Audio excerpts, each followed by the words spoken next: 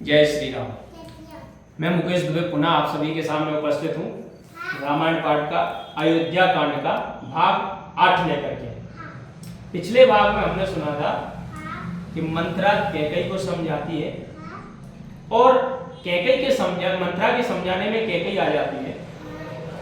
अब आगे की कथा सुनते हैं, तो चलिए जुड़ते हैं कि रच पच कोट के कोटले पने कीन से कपट प्रबोध कह से कथा सत सवती के जय विद बाण विरोध लखन श्री रामचंद्र शंकर हरिओम।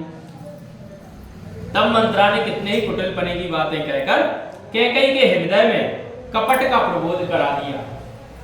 उसने सैकड़ों सोतों की कथा कही जिससे बैर विरोध और बढ़ गया कि भाभी बस प्रतीत और आई पूछे रान पुन शपथ देवाई आप पूछो तुम्हें अब न जाना जहते अनहत पशु पहचान। भाभी बस कैकई के हृदय में विश्वास हो गया जिससे रानी अपने शपथ दिलाकर पूछने लगी। मंत्रा बोली, आप क्या पूछती हैं? क्या अभी तक भी आप नहीं समझी? अपना भला बुरा तो पशु भी पहचानते हैं कि भयो पाके दिन सजत समाज तुम्हें पाई सुध मोहि सनियाज आई पाई रहे राज तुम्हारे साथ कहे नहीं दोष हमारे। इधर पढ़ो।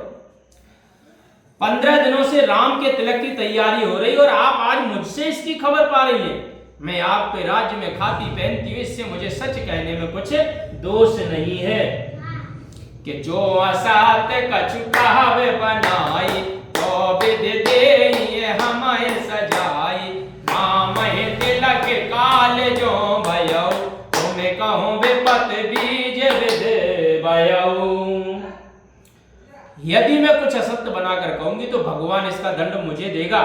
यदि कल राम को राज तिलक हो गया तो समझ रखिए कि ब्रह्मा ने आपके लिए विपत्ति का बीज बो दिया कि रेख खचाए कहां बल भाकी मान में माया दूध काय मां की जो सुत सात करो शिव काई तो घर राव नयान उपाई।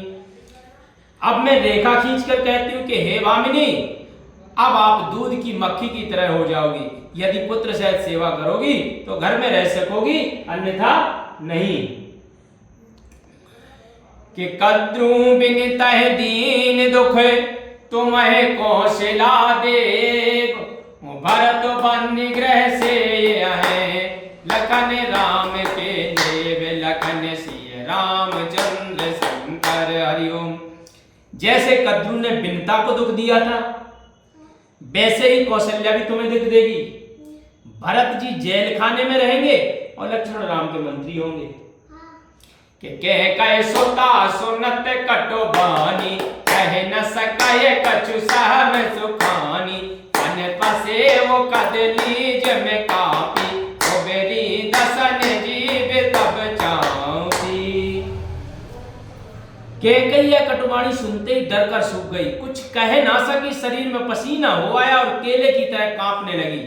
तब यह देखकर मंत्रा ने दांतों के नीचे जीभ दबा ली और काहे कोट के कपट कहानी धीरज धरो प्रबोध से रानी मेरा करम प्रिय लागे कुचाली बकह सराय मान मराली।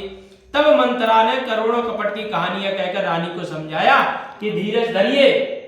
कैकई का भाग्य पलट गया, उसे कुचाल प्रिय लगने लगी। वह बगलू को हंसनी समझकर सराहने लगी कि सुन मंथरा बात फुर तोरी रहने आंकन ते भले गय मोरी मैंने प्रति देखूं रात को सपने कहां न तोए मोह बस अपने।